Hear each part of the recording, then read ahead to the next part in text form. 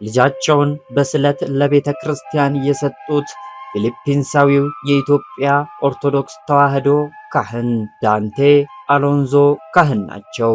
አገልግሎታቸው በኢትዮጵያ ኦርቶዶክስ ተዋሕዶ ቤተ ክርስቲያን ውስጥ ነው። በቤተ ክርስቲያኒቱ ለጥቂቶች ብቻ የተፈቀደውን ምስጢር ያውቃሉ። ሁለተኛ ቄስ ሆነው ቅዳሴ ይመራሉ። ከቅዳሴ በኋላ ምዕመናንን ያቆርባሉ። ታቦት ይይዛሉ። ለሌላም አገልግሎት ይሰጣሉ። ተወልደው ያደጉት በሩቅ ምስራቋ አገር ፊሊፒንስ ነው። ፓኒኪ ታርላ በተሰኘችው ከተማ ልጅነታቸውን አሳልፈዋል። በዚያች ከተማ ጎዳናዎች ላይ ከጥቂት አስርተ ዓመታት በፊት ዳቦ ይሸጡ ነበር። የዳቦ ንግዳቸውን በጠዋት ጨርሰው ከሰዓት ማርሻል አርት ይማራሉ። በአብዛኛው የልጅነት ጊዜያቸውን እንዲህ ነበር ያሳለፉት። ያኔ ኢትዮጵያ የምትባል አገር ኦርቶዶክስ ተዋሕዶ የሚባል ሃይማኖት ስለመኖሩ አያውቁም። ለነገሩ በፊሊፒንስ የኦርቶዶክስ ክርስትና ብዙም አይታወቅም። በአገራቸው ከፍተኛ ቁጥር ያለ ሕዝብ የሮማ ካቶሊክ እምነት ተከታይ ሲሆን እስልምና ሁለተኛውን ደረጃ ይይዛል። ፊሊፒንስ እያለሁ ስለ ኦርቶዶክስ ክርስትና ፍጹም ሰምቼ አላውቅም ይላሉ። ታዲያ ዳንቴ የኢትዮጵያ ኦርቶዶክስ ተዋሕዶን ከማወቅ አልፈው አገልጋይ ለመሆን እንዴት በቁ? ሰላም ጤና ይስጥልኝ የተከበራችሁ የኤልዳ ሚዲያ ተከታታዮች፣ በዛሬው የኤልዳ ሚዲያ ፕሮግራማችን ልጃቸውን በስለት ለቤተ ክርስቲያን የሰጡት ፊሊፒንሳዊው የኢትዮጵያ ኦርቶዶክስ ተዋሕዶ ካህን ይዘንላችሁ ቀርበናል። እሳቸው የኢትዮጵያ ኦርቶዶክስ ተዋሕዶ ተከታይ የሆንኩት በአጋጣሚ እጅግ የሚገርመኝና ተአምር ነው ሲሉ ይገልጹታል። አንድ ቀን የእግዚአብሔርን መንግሥት ለማወቅ መጽሐፍ ቅዱስ ገልጠው ማንበብ ጀመሩ። መጽሐፍ ቅዱስ ሲያነቡ የመጀመሪያቸው ነበር። በመጀመሪያዎቹ ገጾች ልባቸውን የያዘ ቃል አገኙ። ኦሪት ዘፍጥረት ምዕራፍ 2 ከቁጥር 13 ላይ ያለው ጥቅስ ቀልቤን ገዛው ይላሉ። ያ የመጽሐፍ ቅዱስ ክፍልም የሁለተኛውም ወንዝ ስም ጊዮን ነው፣ እርሱም የኢትዮጵያን ምድር ሁሉ ይከባል ይላል። ይህ ሲሆን ወደ ካናዳ ተሰደዋል።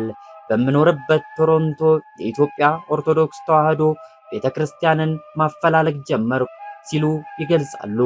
ከብዙ ፍለጋ በኋላ በካናዳ ጃማይካውያን በአውሮፓውያኑ 1977 ያቋቋሙት መድኃኔዓለም የተሰኘ የኢትዮጵያ ኦርቶዶክስ ተዋሕዶ ቤተክርስቲያንን አገኙ። ከብዙ ፍለጋ በኋላ በካናዳ ጃማይካውያን በአውሮፓውያኑ 1977 ያቋቋሙት መድኃኔዓለም የተሰኘ የኢትዮጵያ ኦርቶዶክስ ተዋሕዶ ቤተክርስቲያንን አገኙ። ከቤተክርስቲያኑ ደጃፍ ቆመው አንኳኩ። ምላሽ ግን አልነበረም። ስልክ ደወሉ። በቀጣዩ ሳምንትም እንዲመጡ ተነገራቸው። ጥሩ አጋጣሚ ሆኖ ያ ቀን በኢትዮጵያ ኦርቶዶክስ ተዋሕዶ ቤተክርስቲያን የክርስትና ትንሣኤ የሚከበርበት ምሽት ነበር። በዚያን ጊዜ ካቶሊክ ነበርኩ። አንድ ሳምንት ቀደም ብዬ በካቶሊካውያን የሚከበረውን ትንሣኤ አክብሬያለሁ ሲሉ ያስታውሳሉ። የሆነው ሆኖ በዚያች የፋሲካ ምሽት በካናዳ የሚገኘው የኢትዮጵያ ኦርቶዶክስ ተዋሕዶ ቤተክርስቲያን ደረሱ። ልክ ስደርስ ሥርዓተ አምልኮቱ ተጀምሮ ነበር። በሕይወቴ በጣም ስሜቴን የነካው ያኔ ነው። ምንም የማውቀው ነገር ባይኖርም ይህ ትክክለኛ ቦታ ነው አልኩ። በመጀመሪያ ቅጽበት የነበረኝ ስሜት በጣም ጠንካራ ነበር ይላሉ። ያዩት ሥርዓተ አምልኮ ለእሳቸው ፍጹም አዲስ ቢሆንም ቋንቋው ባይገባቸውም ነገሩ በሕይወታቸው ትልቅ ለውጥ ይዞ እንደመጣ ግን ተገንዝበዋል። ይህ የእኔ ቤተክርስቲያን ነው አልኩ። ሥርዓተ አምልኮቱ ሲጀመር ማልቀስ ጀመርኩ። ልክ ሕፃናት እንደሚያለቅሱት ነው ያለቀስኩት። በጣም ስሜታዊ ሆኜ ነበር። እግዚአብሔርን አላውቅም ነበር ያልኩኝ።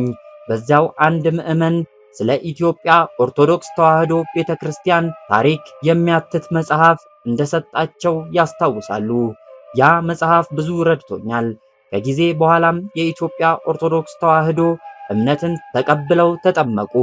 ገብረ መድኅን የሚል ክርስትና ስምም ተሰጣቸው። ዳንቴ የኦርቶዶክስ ክርስትናን ተቀብለው ብቻ አላቆሙም። የቤተ ክርስቲያኑን አምልኮ ሥርዓት መማር ጀመሩ።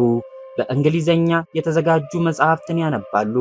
አባ ደስታ ከተባሉ አባት የኦርቶዶክስ አስተምህሮቶችን፣ ሥርዓተ አምልኮን፣ ታሪክና ሌሎች መጽሐፍትን ለ2 ዓመታት ተማሩ።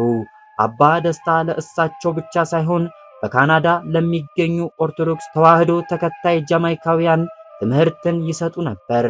እሳቸው በ1993 ዓ.ም ከካናዳ ሲወጡ ቀሲስ ዳንቴ እስካሁን ድረስ እያገለገሉ ወደሚገኙበት በኢትዮጵያ ኦርቶዶክስ ተዋሕዶ ቤተክርስቲያን የቶሮንቶ ቅድስት ማርያም ካቴድራል አመሩ። ወደዚህ ቤተክርስቲያን የማይመጣ የውጭ ዜጋ የለም። ስለ ኢትዮጵያ የሰሙ ወይም ያነበቡ የውጭ አገራት ዜጎች ይመጣሉ፣ ይጠይቃሉ፣ ማገልገል እንፈልጋለን ይላሉ። ይህ የተለመደ ነው።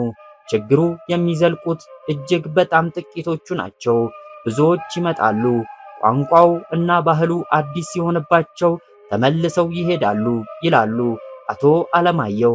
አቶ አለማየሁ ዘነበ በቤተ ክርስቲያኑ ለ32 ዓመታት አገልግለዋል።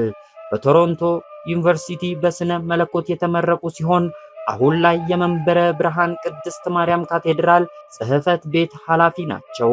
ዳንቴ አሎንዞንም በደንብ ያውቋቸዋል።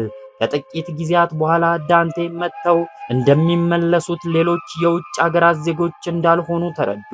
የሚመላለሱበት ድግግሞሽ፣ ትህትናቸውና ትጋታቸው የተለየ ሆኖ አገኙት። እኛ ይህንን ሁሉ ስናይ ይሄ ሰውዬ ለካ የምሩን ነው አልን። ለቤተ ክርስቲያን ልዩ ፍቅር እና ታማኝነት አለው። ከሰው ጋር ተግባቢ ነው። ቤተሰቡንም ይዞ ይመጣ ነበር። ሌሎቹም እዚህ ካሉት ልጆች ጋር ወዲያው ነበር የተግባቡት። እኛም በትልቅ ደስታ ነበር የተቀበልነው ሲሉ ይናገራሉ።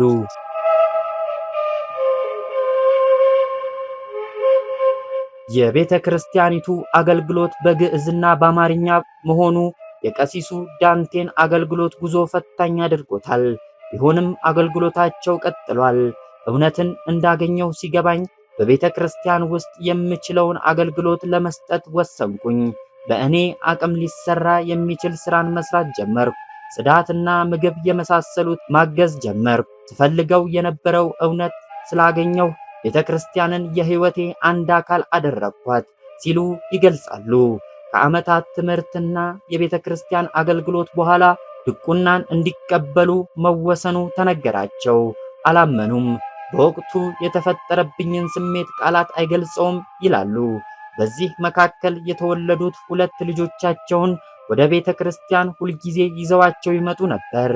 ልጆቹ መዘምራን ክፍል ውስጥ ገብተዋል። ዮሐንስ ወንዱ ልጃቸው የ3 ዓመት ልጅ እያለ አባቱ ትንሽ ከበሮ ሰርቶለት ሁልጊዜ ከፊት ቆሞ ይዘምር ነበር ሲሉ አቶ አለማየሁ ይናገራሉ። ዳንቴ ግንቦት 3 2008 ዓመተ ምህረት ድቁናን ካቡነ መርቆሬዎስ ተቀበሉ። ይሄኔ ዕድሜያቸው 39 ዓመት ነበር። ድቁናን ሲቀበሉ እጅግ ደስ ብሏቸዋል።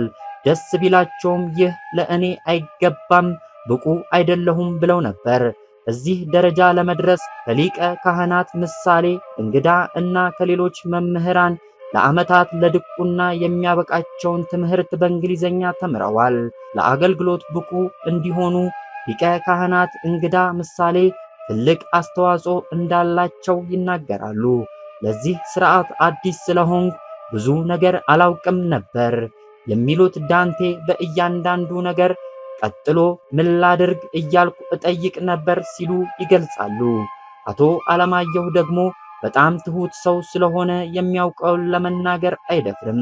ለዚያ ብቁ መሆኑ ከታመነ በኋላ ነው ወደ ድቁና እንዲሄድ የተደረገው። ለቤተ ክርስቲያን ትጉህ እና ታማኝ ነው ሲሉ ይመሰክሩላቸዋል። በግዕዝና በአማርኛ የተጻፉ በላቲን ፊደል የተቀረጹ መጽሐፍትን አጥንተዋል። ቋንቋውን ለመናገር ይቸገሩ እንጂ አንዳንድ መጽሐፍትን በቃላቸው ይዘዋል። በዚህ ሁኔታ በተለይ በእንግሊዘኛ የቤተ ክርስቲያንን አገልግሎት መስጠት ጀመሩ። በዚህ ጊዜ የዳንቴ 4ኛ ልጅ በዚያው ቤተ ክርስቲያን የድቁና ትምህርትን ከሌሎች ሕፃናት ጋር እየተከታተለ ነበር።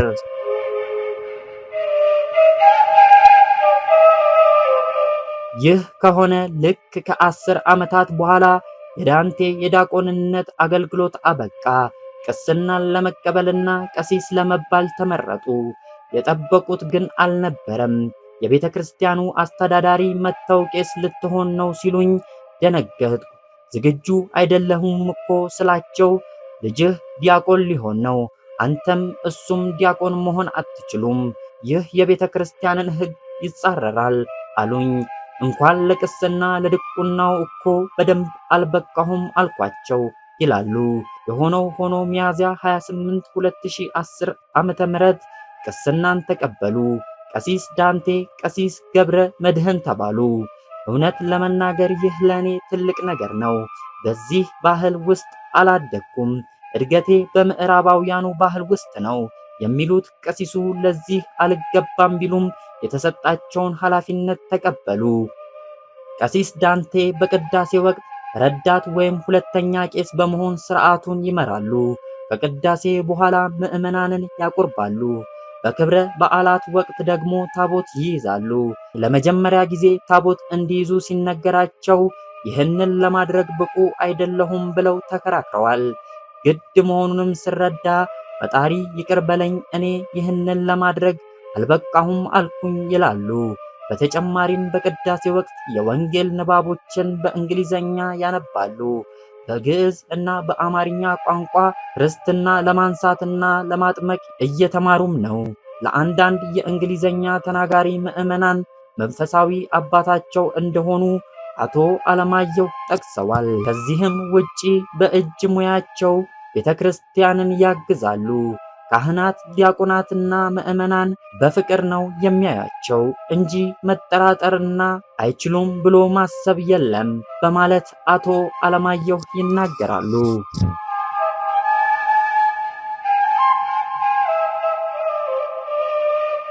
ዳንቴ በ1971 ዓመተ ምህረት ልክ 16 ዓመት ሲሞላቸው የተወለዱበትን ያደጉበትን ዳቦ የሸጡበትን ፊሊፒንስ መንደሮች ጥለው ወደ ካናዳ ተሰደዱ። ከዚያ ጊዜ ጀምሮ ኑሯቸው ካናዳ ሆነ። ቤተሰባቸው ትልቅ ነው። 13 ወንድም እና እህት አላቸው። ወደ ካናዳ የተሰደዱት ግን እሳቸውን ጨምሮ 7 ቤተሰቦቻቸው አባላት ናቸው። ከ28 ዓመታት በፊት በ1988 ዓመተ ምህረት ትዳር መሰረቱ። ጋብቻቸው በካቶሊክ ቤተክርስቲያን ስርዓት ካናዳ ውስጥ ነበር የተፈጸመው። ከኢትዮጵያ ኦርቶዶክስ ተዋሕዶ ቤተክርስቲያን ጋር ከመተዋወቃቸው በፊት የተወለዱት 3 ልጆቻቸውም በካቶሊክ ቤተክርስቲያን ውስጥ ተጠምቀዋል። ከዚያ በኋላ የተወለዱት 2 ልጆች ግን በኢትዮጵያ ኦርቶዶክስ ስርዓት የክርስትና ጥምቀት ተደርጎላቸዋል። ዮሐንስ እና ማክዳ የሚባል ስምም ተሰጥቷቸዋል። ቀሲስ ዳንቴ ወደዚህ ሕይወት ከመጡ በኋላ ወንድ ልጃቸው ዮሐንስ ከቤተ ክርስቲያን ጋር የተለየ ቁርኝት እንዲኖረው ወሰኑ። ከ20 ዓመታት በፊት የሆነውን ልክ ዛሬ እንደሆነ ያስታውሱታል። ኦርቶዶክስን በተቀበልኩት የመጀመሪያዎቹ ጊዜያት ዮሐንስ የጸሎቴ ሁሉ አካል ነበር። ፈጣሪ ወንድ ልጅ ሰጠኝ። ስሙን ዮሐንስ ብዬ አንተን እንዲያገለግል እሰጠዋለሁ ስለመንኩኝ። ይህ ከሆነልኝ ወደ ኢትዮጵያ እሄዳለሁ ብዬ ተሳልኩ። ይገርማል፣ ፈጣሪ አደረገው። ዮሐንስ በ1996 ዓመተ ምህረት ተወለደ። እኔ ደግሞ በ2001 ላይ ወደ ኢትዮጵያ ሄድኩ ይላሉ። በኢትዮጵያ 1 ወር ቆይታቸው በርካታ አካባቢዎችን ረግጠዋል። በርካታ ገዳማትን እና አብያተ ክርስቲያናትን ተሳልመዋል። ወደ ጣና፣ አክሱም፣ ጎንደር፣ ላሊበላ፣ ደብረ ዳሞ እና ሌሎች ቦታዎችን ተጉዘው በገዳማቱ ለጸሎታቸው ምላሽ የሰጣቸውን ፈጣሪ አመስግነዋል። የኦርቶዶክስ ተዋሕዶ መነሻቸው ጃማይካውያን የመሰረቱት ቤተ ክርስቲያን መሆኑን አስበው ወደ ሻሸመኔ ተጉዘው ጃማይካዎችን ጎብኝተዋል።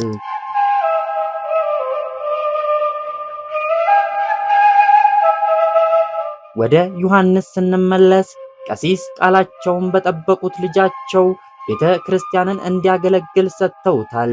ልጄ ይህንን ያደርግልኛል ብለው ሳይሆን ቤተ ክርስቲያንን ያገልግል ብለው ነው የተሳሉት። እግዚአብሔር የለመኑትን ነው ያደረገላቸው። የገቡትን ስለት ሰጥተዋል። የሚጠብቁት ነገር የለም ይላሉ አቶ አለማየሁ። ልጃቸው በቤተ ክርስቲያኑ ካሉት ዲያቆናት የሚመረጠው ነው ሲሉ ጨምረዋል። ዮሐንስ ቤተ ክርስቲያንን ከልጅነቱ ጀምሮ ያውቃል። ሃሁ ብሎ ፊደል ቆጥሮ የጀመረው ትምህርት እስከ ዜማ ደርሷል። ዲያቆን ሆኖ መቀደስ የጀመረው ግን በ13 ዓመቱ ነበር። በቤተ ክርስቲያኑ በወር አንድ ጊዜ በሚሰጠው የእንግሊዘኛ ቅዳሴ ላይ መሪ ዲያቆን ሆኖ ማገልገል የጀመረው ያኔ ነው። ዮሐንስ ትርጉሙን ባይረዳውም በአማርኛ መጻፍና ማንበብ ይችላል። ሆኖም ለድቁና የበቁት መጽሐፍት ትርጉም በእንግሊዘኛ ነግረዋል። ዮሐንስ ዲያቆን ብቻ አይደለም፣ ዘማሪም ነው። ዘማሪ ብቻ አይደለም፣ ክራር ይገርፋል፣ ማሲንቆም ይጫወታል፣ ከበሮም ይመታል። ከዚያም አልፎ እንጨትን ቆርጦ ክሮችን ወጥሮ ክራርና ማሲንቆ ይሰራል። የእሱን ታናናሾችም ያስተምራል። በዩቲዩብ እና ቲክቶክ ላይ የመዝሙርና የዜማ መሳሪያ አጨዋወትን የሚያሳይ ቪዲዮም ይጭናል። የዮሐንስ ሥራ ብዙ ነው። ከድምፅ ማጉያ ፊት ቆሞ ምዕመናኑን የሚመስጥ ዜማ ያሰማል። ያ ድምፅ ማጉያ እክል ቢገጥመው ዮሐንስ ይጠግነዋል። በቤተ ክርስቲያን ውስጥ የቴክኒክ ችግር ካጋጠመ ዮሐንስ አለ። ለዚያ ነው አቶ አለማየሁ የዲያቆን ዮሐንስ ተግባር ከሚጠበቀው በላይ ነው የሚሉት። በጣም ትሁት ነው። ሲታዘዝ እሺ ወዴት እንጂ ማን ያዘኛል የሚል ነገር የለውም የሚሉት አቶ አለማየሁ ዮሐንስ በግዕዝና በአማርኛ ዳዊት ወንጌልና መልእክቶችን ሲያነብ ብዙ ኢትዮጵያውያን በጣም ይጸጸታሉ። ልጆቻችንን እኛ ሳናስተምር እሱ ከሌላ ቋንቋ መጥቶ እንዲህ አይነት አገልግሎት ሲሰጥ በራሳችን እናፍራለን ይሉናል ይላሉ። በአውሮፕላን ቴክኒሻንነት የተመረቀ ሲሆን ካልጋሪ በሚገኝ አንድ የአውሮፕላን ኩባንያ እየሰራ ይገኛል። በትምህርቱም የተመሰገነ ነው።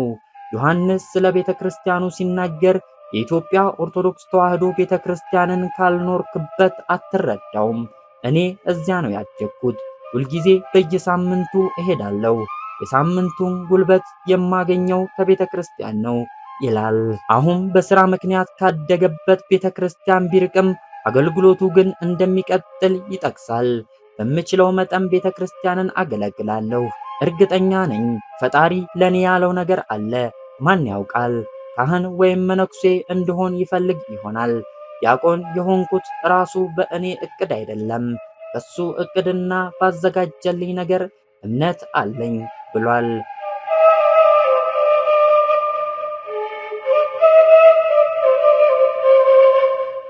ንግሥተ ሳባን ታሪክ እጅግ እንደሚወዱት የሚናገሩት ቀሲሱ በንግሥቲቱ ሌላኛው ስም የመጨረሻዋን ልጃቸው ማክዳ ብለዋታል።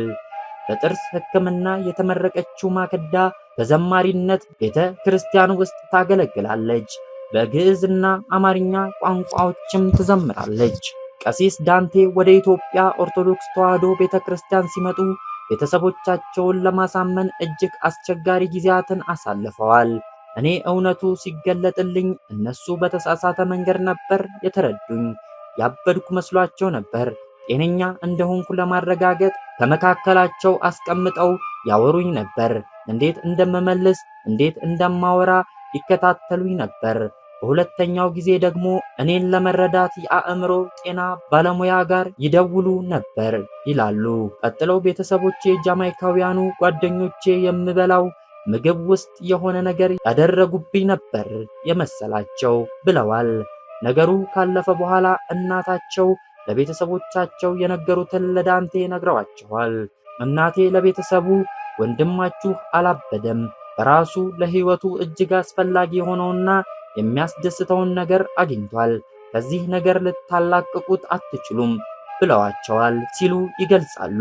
ቢሆንም እህትና ወንድሞች አልተስማሙም። በተለይ ከታላቅ ወንድማቸው ከባድ ተቃውሞ ገጥሟቸዋል። ብዙ ውይይትና ክርክር ማድረጋቸውን ያስታውሳሉ። የተቀየረ ነገር አልነበረም። ሃይማኖት የግል ነው በሚል ቤተሰባዊነቱ ቀጠለ። እኔ የእነሱን ምርጫ አከብራለሁ፣ እነሱም የኔን ያከብራሉ ሲሉ ጠቅሰዋል። የፊሊፒንስና የካናዳ ጥምር ዜግነት ያላቸው ቀሲስ ዳንቴ የተከበሩ የእጅ ባለሙያ ናቸው። በኢንዱስትሪ ውስጥ ብረቶችን ቅርጽ እያወጡ ለልዩ ልዩ አገልግሎት ያውላሉ። አባቴ ቤተክርስቲያን ካለው አገልግሎት ባሻገር እጅግ ጎበዝ የእጅ ባለሙያ ነው። ስራውን ጠንቅቆ ያውቃል፣ ጥሩ የፈጠራ ችሎታ አለው ይላል ዲያቆን ዮሐንስ። በትውልድ አገራቸው ፊሊፒንስ የኢትዮጵያ ኦርቶዶክስ ተዋሕዶ ቤተክርስቲያንን የማስገባት እቅድም አላቸው። እቅድ ብቻ ሳይሆን ስራ ጀምረዋል። 10,000 ካሬ ሜትር መሬት ላይ ቤተክርስቲያን ለማስገንባት የሚሆን መሬት በግላቸው ገዝተዋል። በአገሬ የኢትዮጵያ ኦርቶዶክስ ተዋሕዶን ማስተዋወቅ እፈልጋለሁ። ሰዎች በዚያ እንዲያመልኩ፣ ወደ እግዚአብሔር መንግስት እንዲመጡ እፈልጋለሁ ይላሉ። ልጃቸው ዮሐንስ አባቴ ለሃይማኖታችን እጅግ ታማኝና ትጉህ ነው ሲል አቶ አለማየሁ የዳንቴን ቤተሰብ የክርስቶስን መንገድ የሚከተሉ ናቸው ሲሉ መስክረውላቸዋል።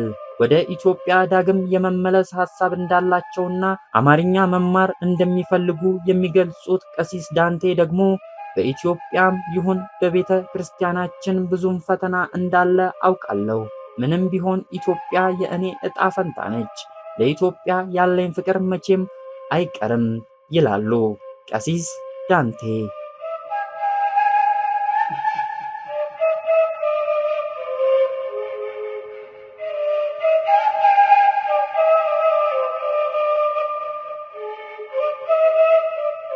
ኤልዳ ሚዲያን ሰብስክራይብ እያደረጋችሁ ሐሳብ አስተያየት ካላችሁ በኮሜንት ሴክሽን ላይ የጻፋችሁልን፣ ፕሮግራማችንን ከወደዳችሁት ላይክ በማድረግ አስገራሚና ድንቃድንቅ ታሪኮች ወደ እናንተ እንዲደርሱ የደውል ምልክቷን ይጫኑ።